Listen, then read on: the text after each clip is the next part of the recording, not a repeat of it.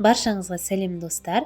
Бүгін сіздермен өте дәмді болып шығатын балды тортының рецептімен бөлісемін. Балды тортының рецепттері сан алуан, бірақ осы рецептпен жасап көрсеңіздер еш өкінбейсіздер.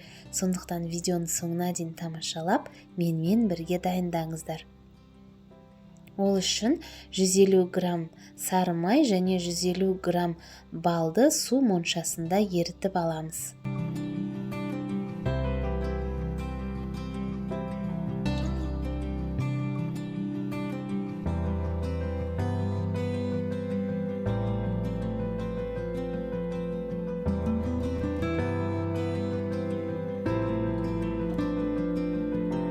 Ерігеннен соң 1 шай қасық сода салып, осы масса көпіршіп, ағарғанға дейін араластырамыз.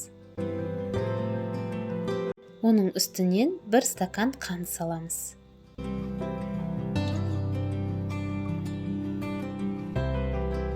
Қант осы массамен бірігіп, дерлік ери бастайды, сол кезде оны су моншасынан алып, суытуға қоямыз. Суығаннан соң 3 жұмыртқа салып, араластырып, сосын 150 грамм ұн салып, қамыр жасаймыз. Ұнды міндетті түрде електен өткізіп алған дұрыс. Қамырдың консистенциясы осындай болып шығады. Формаға фольганы орап, қамырды құямыз, немесе кәдімгі пергамент қағазына да дөңгелек сызып, соған қамырды жақсаңыздар болады.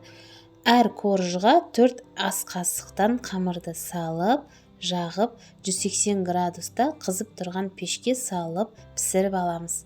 Біздің жаңағы дайындаған қамырымыздан жалпы 4 корж шығады және кішкене қамыр артылады.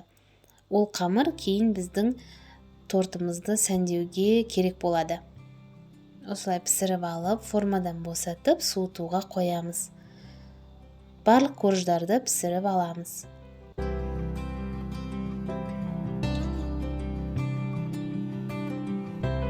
Қараңыздаршы, корж қандай әдемі болып көтеріліп шығады. Осындай болып шығуы қажет.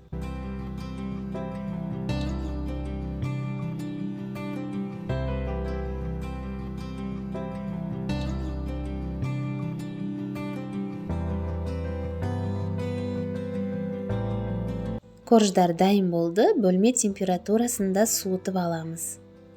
Жаңағы қалған кішкене қамырға шамалы ұн қосып, қаттылау етіп илейміз де, қолымызбен жайып, оны да пісіріп аламыз.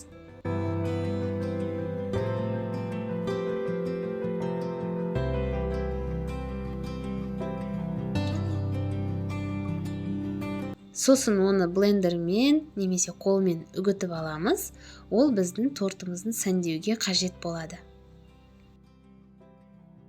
Енді крем дайындаймыз. Крем үшін бізге жақсы, сапалы сары май қажет. Бөлме температурасында болу керек. Сол сары майды миксерлеп аламыз. Сосын оның үстіне 8,5% осы три желание қойылтылған сүтін қосамыз. Бұл біздің креміміздің нәзік, дәмді болып шығуына әсер етеді.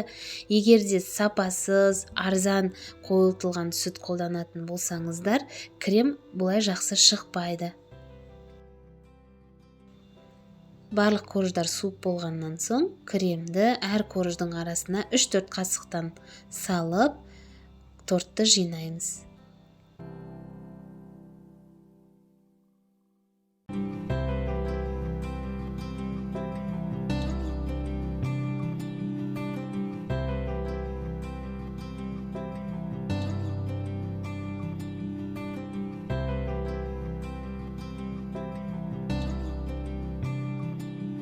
Сосын жаңағы ең соңғы коржды үгітіп алып едік қой, соның үгітіндісін тортқа осылай сеуіп шығамыз.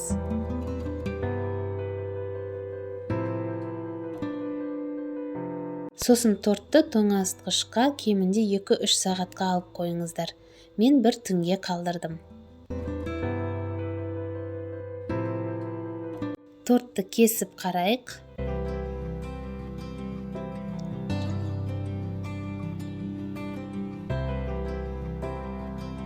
қараңыздаршы достар, қандай керемет болып шығады. Осы рецептпен дайындап көрсеңіздер еш өкінбейсіздер. Міндетті түрде дайындап көруге сіздерге кеңес беремін. Сіздерге ұнайтынына сенімдімін. Егер сіздерге видео ұнаған болса, лайк басып, пікір қалдырып кетуді ұмытпаңыздар. Менің каналыма тіркеліп, қоңыраушаны басып, все дегенді таңдап қойыңыздар. Сол кезде менің жаңа видеоларымды жіберіп алмайтын боласыздар. Егер осы рецептпен жасап жатсаңыздар, ас болсын!